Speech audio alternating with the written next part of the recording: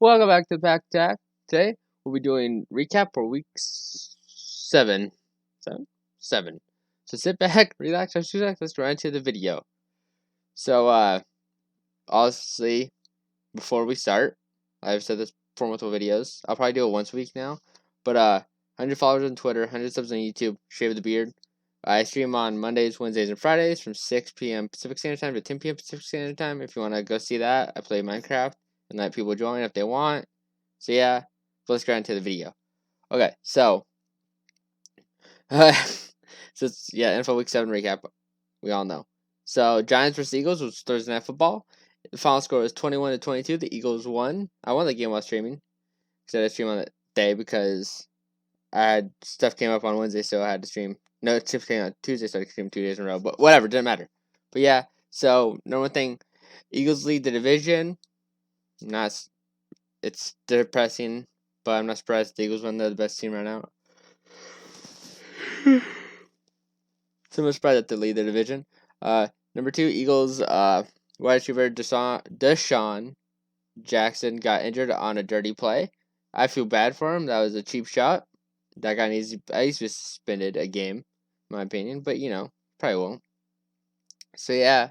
And then number 3 is the Giants. Season summed up by QB Daniel Jones' failed run. That was hilarious. Play of his career probably is trips, and now he's like, it's gonna be like how what's nuts, butt fumble, how he's known as butt fumble, Mark Sanchez. I think it's name Mark Sanchez, from Buffalo. He's be known as the person that fucking tripped. So yeah, and the next game is the Panthers versus the Saints. The score was 24-27. The Saints won. Normal thing, Saints vintage QB Drew Brees. He went back to the vintage self, but he had 29. He had 36 attempts, 29 completed, 287 yards, 2 touchdowns, and 0 interceptions, which is crazy. Also, I forgot to mention at the start, how I do these is I do 2 topics, or like 2 bullet points or whatever for the team that won and only 1 for the team that lost. So yeah. But then the next thing is, for again the Saints obviously didn't have top 2 wide receivers that game. They didn't have Emmanuel Sanders or Michael Thomas. That's good.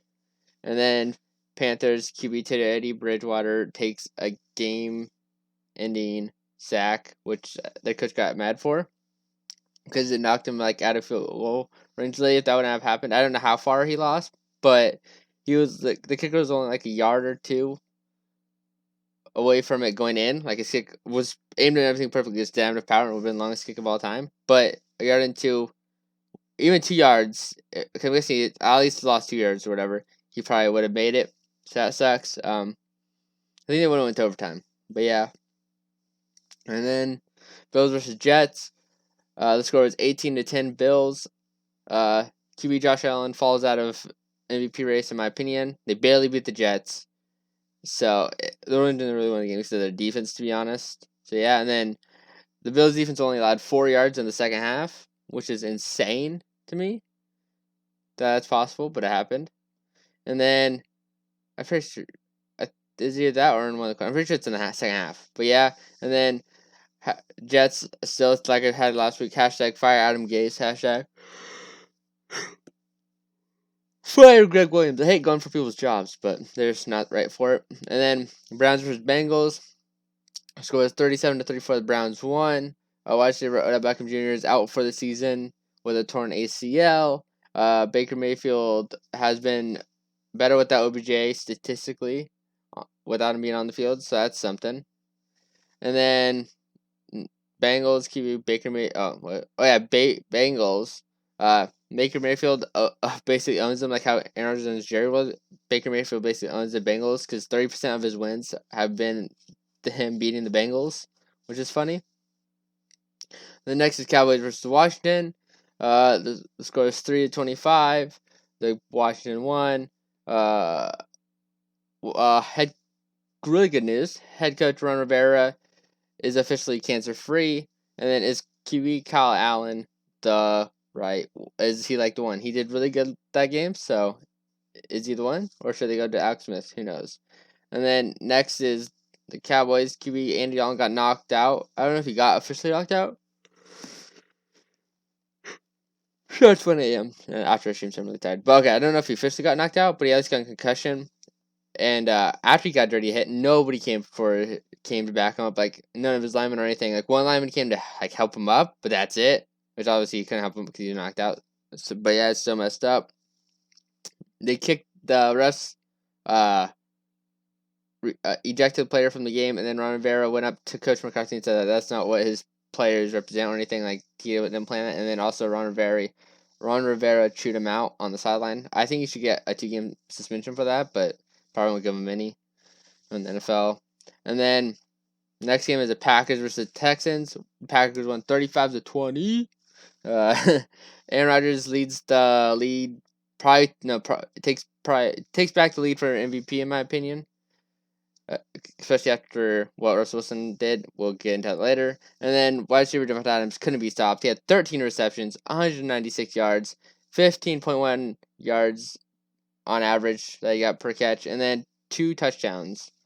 So that's really good. And then the year head coach Romeo Crennel, I think that's how you say his name, got his first job. So the Texans head coach, step-in head coach, whatever.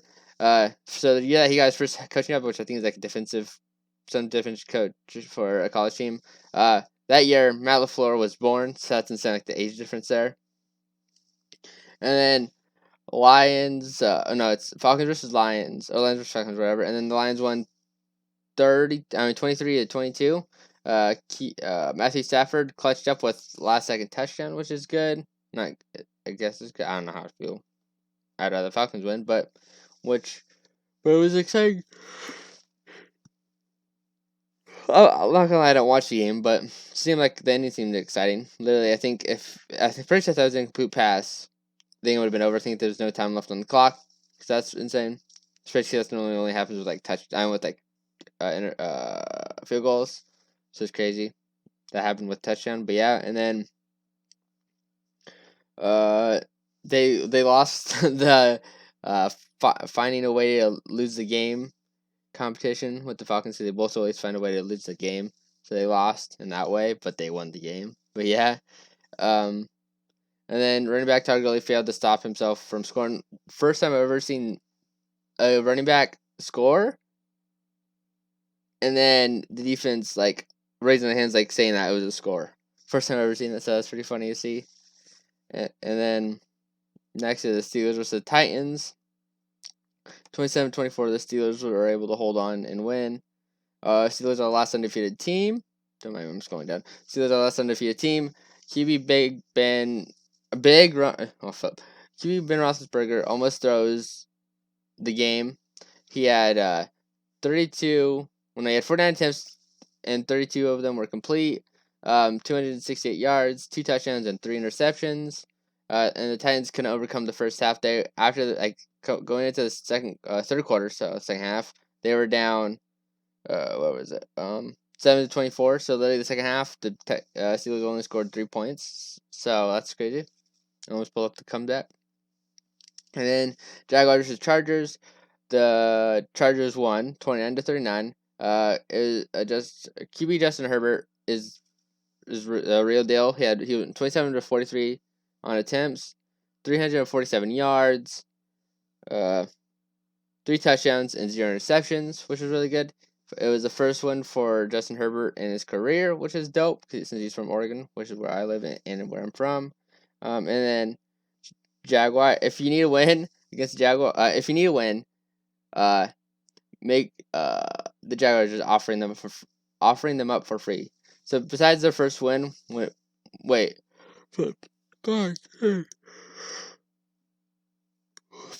the first game, which they beat the Colts, since then, every one of the games they've lost, and each loss, the team that they played only had 1 win or less, so they are 1 win or 0 wins. So that's crazy. And then Buccaneers versus Raiders is the next game, and then I think the Chargers game was an afternoon game. I'm pretty sure, but I know the Buccaneers and Raiders were, and the Buccaneers won 45-20. the Buccaneers signed wide receiver Antonio Brown, but their head coach said that he was on a short leash, which is good. That he's on short. I don't think he should have been allowed back in the NFL, but it's whatever. And then is tight end Rob Gronkowski back? He's been really good. Unfortunately, his first comeback game was against Packers, which sucks. He had to wait then. Everything aligned for them. Gronkowski's finally back on track, and their defense has the best performance ever.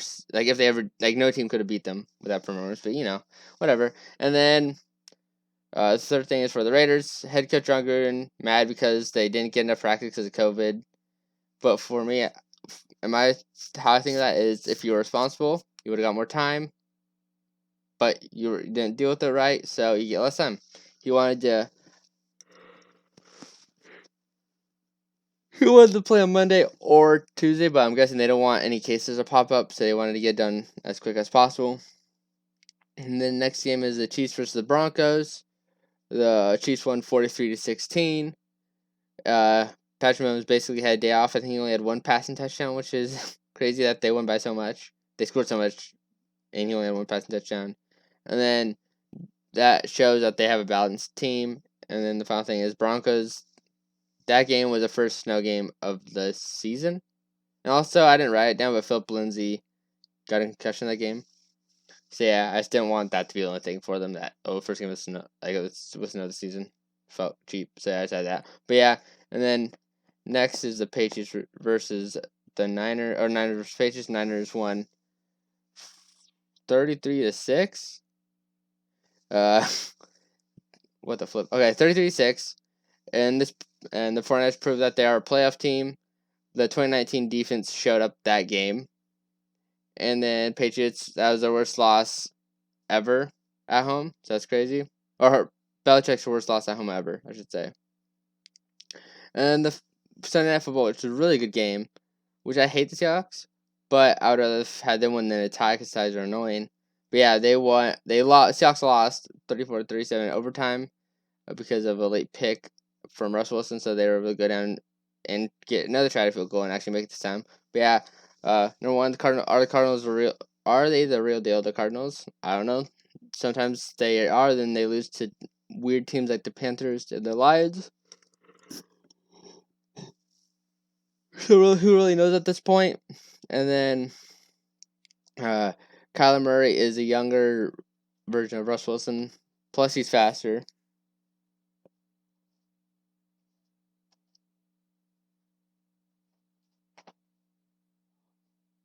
Oh, sorry, I got distracted. My cat caught a mouse. But holy cow, he's hiding in my shoe.